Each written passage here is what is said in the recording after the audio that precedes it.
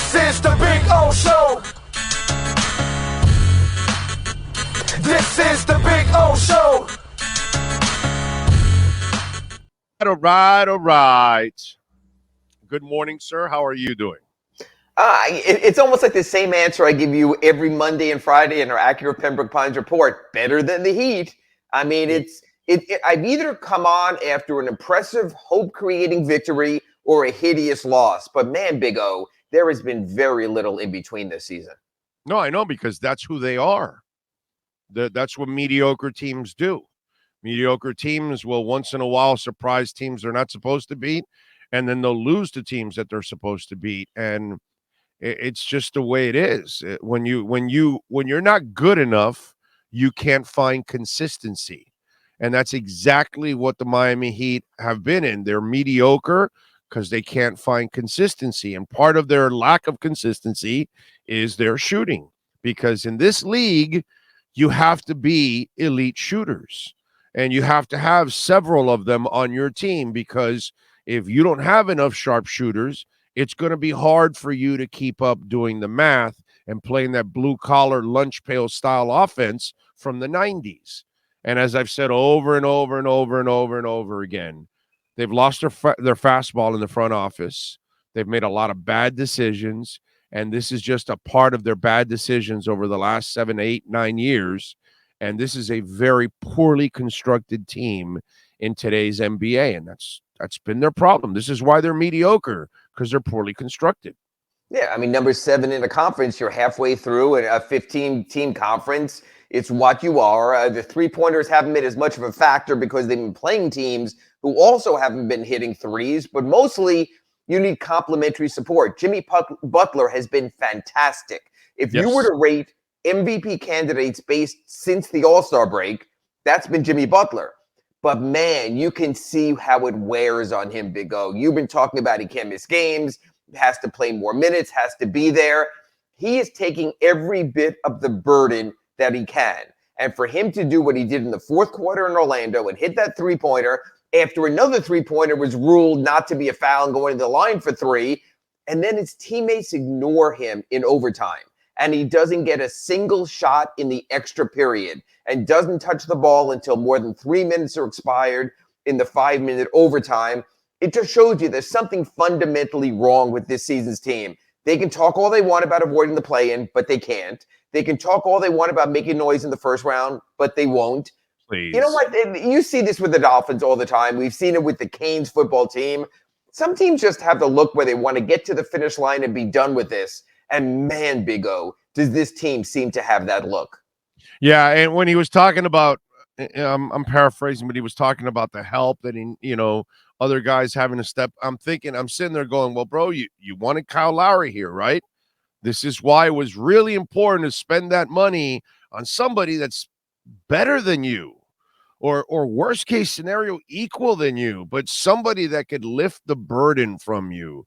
And, that's – and Lowry didn't have a bad game on Saturday. I mean, he had as many turnovers as assists. That's the only thing I didn't like. But still, it's just something he can't do. He can't be a Robin to his Batman, or he can't be Batman making, Jimmy Butler Robin, which is probably the ideal situation if you're the front office. You wanted to find a Batman for this team so Jimmy can be more Robin than have to be Batman. But wow, it's just, this is part of the problem here. That dude is chewing up a big chunk of your salary, and that's the position, that's the talent that you needed in order to help Jimmy get over the top. I mean, look, that's the misguided move. That's a quarter of your salary cap, or going to be next season. You pay the price in a salary cap league. This isn't the forgiving NFL where we can move some money around and make it less costly. This isn't the NHL where you can pay off a player 50 cents on the dollar and get off his contract. You are stuck in the NBA strong union, full money guaranteed, so you pay that. The problem is you can survive that if Bam Adebayo was playing great like he was before the All-Star game. He is not right now. What happened? It's funny because someone else asked me that. They said, is there a personal problem? Is there an injury? Is he exhausted by the Why is he so demand? passive? Why is he passive? That's the part That's the part about Bam that if you're a dog all the time, bro. I don't care who you are. If you're Well, Dwayne okay, Wade or so you're let's Alonzo look at it Mourning this or way. you're Jimmy Butler, when you're a dog, you're a dog. And what is it about him that he's turning it on and turning it off? And he was so motivated early on, and now we just see kind of passive Bam is back. He's back to the super role player again. Well, he's played a lot more bigger centers since the All-Star break. We know Bam has struggled against height. Some say he's not a center. That's number one. Number two, what's the fundamental change since the All-Star break with this team? It's been Kevin Love as the starting power forward. Big O, it hasn't worked. You know, Cleveland knew you don't get rid of a proven, decorated championship veteran unless you realize this doesn't work. This guy's He was getting wait a minute. He was getting less minutes in Cleveland. They were already he wasn't playing at all. shaping. It's not getting less minutes. He wasn't playing at all. The Heat bring him in. The Heat are going to have to make a decision soon. One, it looks like they will not get out of the play-in. If Brooklyn or New York play 500 ball the rest of the year, the Heat have to go undefeated. That's not happening. So you have to get ready with your best lineups now for what's going to follow in the play-in and the playoffs. I'm very curious. They brought in Kevin Love. They clearly made him promises, not of starting, but of playing time. But do you need to move away from that? Do you need to get something better that works? Are you going to let Kevin Love be the player who, on a sinking ship, is just going to add more ballast to that or not?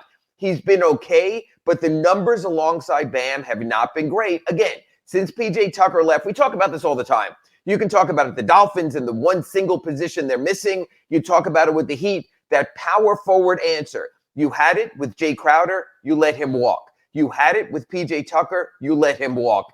It's the void that's been there all season. It's the void that's going to be there in the play-in. It's the void that's going to be there in the playoffs.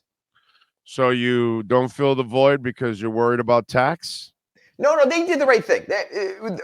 Going back for a second here, Big O. If they would have signed PJ Tucker to the money he wanted, whether we would have put him in the tax or not, they would not have been able to re-sign Caleb Martin. I have no issue with that. Caleb has a very good contract, 3 years, $20 million. Look, when we talk about cost-effective players, if you want to rate Heat players bang for their buck, Caleb Martin is right up there this season with giving you value on his contract. No. Actually, he would have been a lot better if they didn't make the stupid decision of having to start him at power forward. If they would have started him at his natural position, he would have had a much better season. There's no doubt and about it. And you've seen that since the All-Star break. He's been probably the second most efficient player on the team beyond Jimmy Butler. So you just have that one glaring Your boneheaded moves of Lowry and Duncan then put you in a position that you can't keep Tucker and Caleb together. And so that's kind of, it's what you needed to do to really help your team, you couldn't do because you made other decisions that have put you fiscally in a position that you couldn't make that other decision. So and that's the thing. There's a domino effect to all the bad decisions. Absolutely. And the Kyle thing is a bad contract, but he's still a functional player who can contribute, although not to the level you expected. The Duncan thing is, even before he's now in health and safety protocols, he wasn't contributing. He was a non-factor. That was 18, like in the NFL, you talk about dead cap money. He's literally walking dead cap money right now, and that sets you back. So what's going to happen this offseason is, do you make the same mistake with the Gabe Vincent? Do you make the same mistake with the Max Strus? Do you offer any kind of big money for the Omar Yurtseven, or do you learn your lessons that you need help at the top? And you need to take yours. And here's the other thing, Big O. And you need to stay liquid. That if you can't, here's the thing. You have to realize, hey guys, we have one of the best coaches in the history of the game, one of the two best coaches in the NBA right now. This guy can make chicken salad out of chicken shit a lot of times. So guess what? We're not going to tie ourselves to mediocre or average players and No, let's bring in some 1-year guys. And we'll keep it and we'll keep ourselves flexible. And next year, if the whale becomes available, then we'll get the whale for Spo. But let's not tie him down to guys for 3 to 4 years. That's we have to wait for them to expire because they're not good enough to get us where we want to go. We want to go to a championship. The play-in game and the first round of the playoffs is not what we're all about, and it's not what we've spoiled our fan base about. To me, that's the thinking that has to change. They have to be a little bit more aggressive in that sense where, you know what? This guy's not good enough to get us to a title. We're not going to tie ourselves to it. We'll go get a one-year player. Spo will work his magic, and then we'll stay flexible next You year. get a few one-year players. You let Kyle's money go off the books. Maybe use the stretch payment on Duncan Robinson over 3 or 5 years. You get off that money. You have another chance for your Jimmy Butler like summer. I absolutely agree with that. You can't get tied up and say, God bless Gabe Vincent. Thank you for your service. God bless Max Strus. Thank you for your service. God bless Omar Yurtseven fighting his way back. Thank you for your service. But you have to get ready to make another move, which might mean, Big O, another season of purgatory, in limbo, of being mediocre, which sometimes you have to do in the NBA. That's what the play-in's for. Fine. So you can do the pretend play-in that we're in contention. You can deal with that. He do have a first-round pick this year, and you get ready for the future. But here's a major caveat to that Big O Orlando Alzugaray plan. You would be burning another season of Jimmy Butler, who has been fantastic lately. I get it. You've burned 4 seasons of Jimmy Butler because you didn't get the person next to him in order to win the title, and you had 2 shots at it. Now, the first shot on the bubble, maybe it is the scenario you were in or whatever, but it was bad luck there. Unfortunately, that was bad luck because those 2 injuries really just completely changed the face of that series. Sure. And then last year, you're a shot away from going. But if you had that other star, maybe you would have gotten there. You know what I'm saying? I just think it's great to have Butler, but you had to go get that other superstar, and that's where they have failed, and they've gotten everything else but the superstar. And so I get it that you're gonna, ruin another year of Butler, but what else are you gonna do at this point? You can't keep insanity is crazy, right? It's doing the same thing over and over again and expecting a different result. This is what they are, man. You're not really gonna get much different next year. So unfortunately, you need to turn the page. This is why I wasn't even a fan of extending Butler, for that far out, because he's got so much mileage on him. You can only ask so much from a human being. And yet, at his age right now, and at 33, at the end of a season, he has never been better at any point in his career. Here's what we're going to hear. We're going to hear Pat Riley and Eric Spoelstra, to a lesser degree, tell us, you're going to see the improvement from Bam. You're going to see the improvement from Tyler Hero. And then you and I in our Acura Pembroke Pines report will sit down and say, how much improvement? Are we talking from going from near all-star to star level, but not to the superstar level? And then when you give out those contracts and those guys are making $30+ million a season, you get caught in that. Here's one other thing, Big O. In the offseason, the Heat will have one major exception, $7 million taxpayer mid-level exception.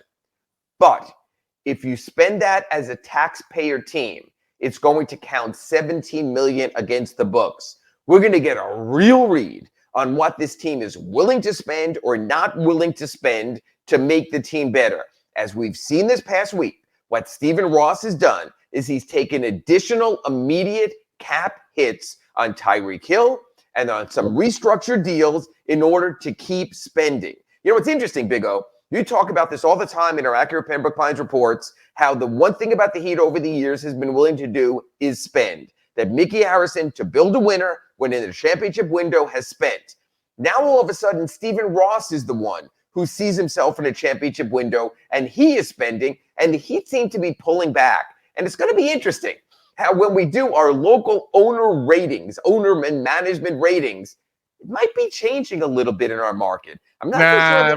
Mickey's got the titles. Until you get titles, nothing means. But in the moment of roster creation in 2023. We got to give Mickey his flowers, bro. He's got 3 titles. Until people start winning titles, we can't put anybody in the Harrison family. We just can't. I may not be happy with the Harrison family right now and the way they've fiscally handled things lately. I'll openly say it. But I got their back. They're still the best ownership in town. They've produced the titles. They got the best guy in the history of the business in Pat Riley, a guy that we've rarely ever seen in the history of sports. Has been a great coach and a great architect. That is rare to find that. So I'm always going to give Mickey and I'm going to give Riley their love because they deserve it. That's why I always preface it. While I'm not happy with the decisions Riley's made lately, while I'm not happy with the way the Harrisons have kind of cut corners lately, I don't want any of them going anywhere. I learned my lesson with Shula. Okay, Shula wasn't his best at the end. I get it. But, my regret was I was on that stupid bandwagon. Oh, the game's passed him by. And everybody that came after Shula was never even close to Shula. And I'll take Shula's worst years better than most of the guys that came after him. So I don't want to see anything after Harrison or Riley because I don't know what's coming next. Right. But I will say they have to raise their game. I have to say it. They have to raise their game. Their game, they're not playing at a high level right now. Okay. They're kind of passive like Bam. That's kind of the way I'll look at it. You know what I'm saying? So I got to give Mickey until I start seeing banners by others. Mickey's the top dog, bro. I have to give it to him. And we'll just see how the approach is going forward, whether we're talking more bad contracts or good contracts. Right now, again, everything about this team is stuck in the middle. So what's your theory on Bam? Oh, I think the burden of taking the next step, of anchoring the defense, of being the 18-shot-a-game player, you know what? I think Bam Adebayo is realizing it's sort of heavy is the head that wears the crown of trying to do more. That this is his first uber-involved season on both ends of the court. He wanted his 16 to 18 shots. He got those. That's a lot of work. To do it over an 82-game season. Remember last season, Bam missed 7 weeks with the thumb injury. So we had that chance, sort of like we're hoping with Kyle now, to get rejuvenated, to get refreshed. You know what? You are paying his salary at almost a near max level. It comes with an 82-game responsibility. You've talked for a while about Jimmy missing 15 games and there's too much missed time. And if you're going to be a leader, you have to be out there all the time. I think Bam is learning that. We talk about the rookie wall when college players go from 33 games to 82. I think being a two-way player over 82 games is a grind. But if you want to be great, if you want to talk about winning awards, if you want to talk about all NBA behind Jokic and behind Joel Embiid for that third spot, you've got to do it. You've got to keep doing it. And I think Bam is learning that right now. Doesn't mean there aren't personal issues. Doesn't mean there might not be nagging issues. But the greats have to do it for 70-plus games. It's hard. I think Bam is learning that right now. Yeah, no doubt. He is definitely learning that because he is not showing up the way Jimmy needs him to show up right now. All right, what are you working on in the Sun Sentinel so folks can check you out, my friend, leading up to the game, which, my God, my theory, I think, is going to continue tonight. The Heat are favored by 7.5 over the Jazz. It's a lot. The Jazz, by the way, have won the last 2 games, which, are games that Miami loses at Orlando, at Charlotte. Those are games that they lose. The Jazz have won those last 2 games. I am of the belief that the Heat are nobody to give anybody pretty much 7.5 points. Yeah, that's too many. I might be taking the Jazz in the 7.5 if I'm an investor. You know what, Big O? These two teams are number 1 and number 2 in the NBA in clutch games that have been within 5 points in the final 5 minutes of games. So right there, that tells you where you might lean on the betting. Utah is absolutely fighting for a play-in berth in the Western Conference. You have Lauri Markkanen coming off a 3 of 22 shooting game in Charlotte. You know that he is going to be better. It's going to be a close game. Remember the game in Utah, New Year's Eve? It took Tyler Hero's shot at the buzzer, just before the buzzer, for the Heat to beat the Jazz. So it's been that close between the teams. There's no reason I ever go into a Heat game this season not expecting something dramatic and close because that's who they've been in all these 5-point games. So, yeah, tonight will be interesting. I wrote a story, just posted at thesunsentinel.com. With Cody Zeller out with that broken nose, with Orlando Robinson back in the G League, had a very good game last night. It's Yurt season. It's Omar Yurtseven time. I'm so curious about this. Eric Spoelstra has found every reason not to play him. Last season, he was playing 6'4" PJ Tucker at center. He had been using Dwayne Dedmon all of last season ahead of Omar Yurtseven. Even when Omar was getting closer, he was using two-way Orlando Robinson ahead of him. Then on the buyout market, a guy who was basically playing at the YMCA, Cody Zeller, played ahead of Omar Yurtseven. I'm really curious tonight. There is no reason when Bam is off the court, he averages about 34 minutes a game, that Omer shouldn't be on the court. Or does Eric Spoelstra simply not see him as a playoff race player? I wrote about it at thesunsentinel.com in tomorrow's paper, but I think that's worth keeping an eye out because honestly, Omer's a free agent after this season. You've got to see what he can do in the biggest moments. Tonight is one of those bigger moments. Or if you're already parting ways, why waste your time? And or if you want to keep him, don't showcase him at all. So that way you could try to keep him under the radar and you got to win the game. You got to win the game. Walker Kessler, the center of the Jazz, probably is better than Rudy Gobert, who he was traded for with a slew of picks this year. He is the nephew of late Heat big man Alec Kessler, so there's some emotional tie there tonight also. So a lot of things playing when it comes to the power rotation tonight. It'll be an interesting game against the Jazz, and we'll recap that and where the Heat stand Wednesday with Kurt Heelan on our redrecover.com Inside the Paint Show at 9 a.m. Follow him on Twitter at Ira Heapy. Catch his work there at the South Florida Sun Sentinel. Ira, as always, thank you, my friend. Appreciate you. And hope for better news on Wednesday with Kurt Heelan. Thank you, Big O. Let's hope so with our redrecover.com Inside the Paint Show. And remember, you can use our code Big O to get 10% off your wraps there, okay? 30% only for the doggy wraps now. Human wraps are only 10% now. You get off by using our code Big O. That is your Acura of Pembroke Pines, Miami Heat, and NBA report.